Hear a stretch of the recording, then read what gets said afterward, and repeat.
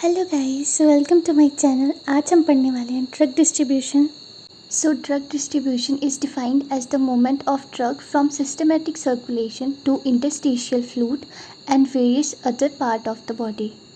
सो अब हम देख लेते हैं ड्रग डिस्ट्रीब्यूशन क्या होता है। जब हमारी ड्रग सिस्टमेटिक सर्कुलेशन में एब्जॉर्व हुई थी, ये हमारा ब्लड है जो सिस्टमेटिक सर्कुलेशन है और ये हमारा एक ऑर्गन है।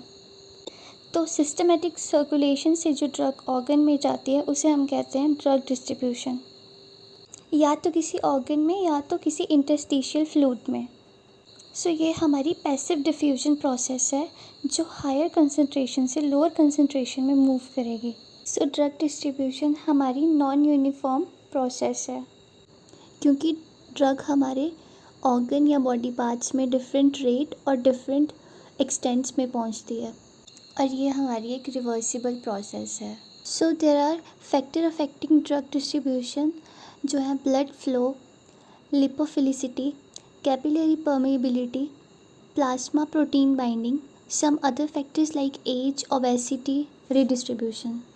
हमारा फर्स्ट पॉइंट है ब्लड फ्लो। हमारी जिस साइड में या जिस ऑर्गन या जिस बॉडी पार्ट में सबसे ज़्यादा ब्लड फ्लो होगा उसमें सबसे ज़्यादा हायर डिस्ट्रीब्यूशन होगी। इसे हम ये भी बोल सकते हैं कि rate of blood flow is directly proportional to rate of distribution. जैसे कि हमारे कुछ ऐसे बॉडी के पार्ट्स होते हैं जहाँ पे हाई ब्लड फ्लो होता है, like brain, heart, kidney, liver, और यहाँ पे ब्लड डिस्ट्रीब्यूशन भी हाई होगा। और कुछ पार्ट्स में लो ब्लड फ्लो होगा जो है skeletal muscle, adipose tissue etcetera, जहाँ पे डिस्ट्रीब्यूशन भी लो होगा। सेकेंड टॉपिक है लिपोफिलिसिटी। हम बोल सकते हैं कि lipophilicity is directly proportional to rate of distribution, क्योंकि जो हमारी बायोलॉजिकल मेम्ब्रेन होती है वो भी लिपोफिलिक नेचर की होती है। लिपोफिलिक ड्रग इजीली डिस्ट्रीब्यूट हो जाती है और क्रॉस कर जाती है हमारे बायोलॉजिकल मेम्ब्रेन को। हमारा नेक्स्ट पॉइंट है capillary permeability. Higher capillary permeability is higher rate of distribution. इसमें हमारे कुछ फैक्टर्स हैं या कुछ बैरियर्स हैं जो कैपिलरी परमेबिलिटी को अफेक्ट करते हैं। इसमें हमारा सबसे पहला बैरियर है ब्लड ब्रेन बैरियर। ये कैपिलरी एंडोथेलियल सेल से बना होता है और ये एक टाइट जंक्शन होता है। जो हमारे ब्लड ब्रेन बैरियर के कैपिलरीज होते हैं वो इतने टाइट होते हैं, इतना उनमें गैप कम होता है कि वो ड्रग जो होता है वो उसको क्रॉस नहीं कर पाता है। जो हमारा ब्लड ब्रेन बैरियर होता है वो लिपोफिलिक नेचर का होता है, इसलिए जो लिपोफिलिक ड्रग्स होती हैं वही इसको क्रॉस कर पाती हैं। जो भी ड्रग्स लिपोफिलिक होती हैं नेचर में, जो सूटेबल ड्रग्स होती हैं वही इसे क्रॉस कर पाती हैं। और जो डिस्ट्रीब्यूशन रेट होता है वो लीवर में हाई होता है एज़ कम्पेयर टू ब्रेन, क्योंकि ब्रेन में हमारा ब्लड ब्रेन बैरियर है जिसकी वजह से कुछ ड्रग्स ईजीली क्रॉस नहीं कर पाती हैं ब्रेन में, जिसकी वजह से रेट ऑफ डिस्ट्रीब्यूशन डिक्रीज़ हो जाता है ब्रेन में। अब हमारा नेक्स्ट बैरियर है blood cerebro spinal fluid barrier, जिसे हम CFS बैरियर भी बोलते हैं। तो हम बोल सकते हैं कि CFS बैरियर की जो कंपोजिशन होती है वो सेम होती है as blood brain barrier, but जो हमारा CFS बैरियर होता है वो बनता है कोरोइड फ्लैग सेल से। ये भी आपस में टाइट जंक्शन में जुड़े होते हैं एंड इसकी जो परमेबिलिटी होती है वो भी सेम होती है एज ब्लड ब्रेन बैरियर्स। हमारा नेक्स्ट बैरियर है ब्लड प्लेसेंटा बैरियर।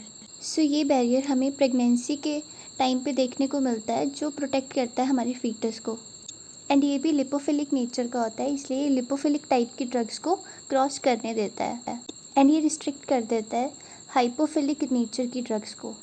इसीलिए ये ब्लड ब्रेन बैरियर की तरह इफ़ेक्टिव नहीं होता है और इसमें बारबिट्यूट और स्टेरॉइड्स ट्रांसफ़र कर जाते हैं। हमारा नेक्स्ट टॉपिक है plasma protein binding. Systematic circulation में पहुंचने के बाद हमारी जो ड्रग होती है वो दो पार्ट्स में डिवाइड होती है, बाउंडेड और unbounded.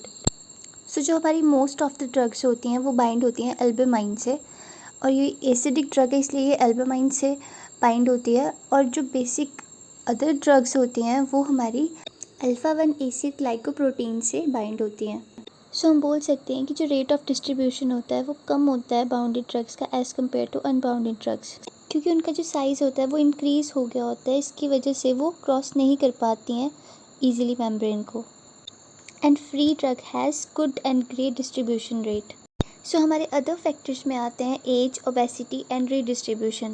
So our age also affect distribution, क्योंकि एज के साथ हमारी बॉडी में बॉडी वेट और हमारे बॉडी का जो फैट कंटेंट होता है वो भी ड्रग डिस्ट्रीब्यूशन में अफेक्ट करता है। सो ओबेसिटी में हाई एडिपोज टिश्यू प्रेजेंट होता है, जिसकी वजह से लिपोफिलिक एसिड की जो डिस्ट्रीब्यूशन होती है बॉडी में वो भी हाई होती है।